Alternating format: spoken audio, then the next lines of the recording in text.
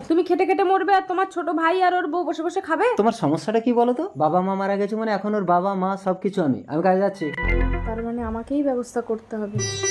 আসছি। দাদা কাজে যাচ্ছেন? হ্যাঁ। দাদা আমিও কাজে যাব তোমার সাথে, নইলে আমি কাজ শিখবো কি করে? আচ্ছা ঠিক আছে চল। দিদি কি ভাবছো? ভাবছি তোর বর তো আমাকে ছাড়া ঘুমোতোই না, আর বিয়ের পর তো এখন আসেই না। দাদা কিছু বলতেন না? আরে দাদা তো নাইটে ডিউটিতে যেত। যাস না পরি, ওরা আসলে তুই যেখানে খুশি যাস। আমি নোংরা লোকের সাথে সংসার করবো না দিদি। এবার ছোট ভাইয়ের পালা।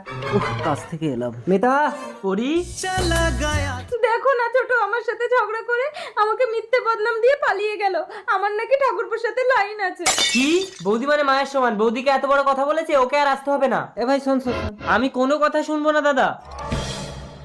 তুমি কোনো চালাকি করনি তো?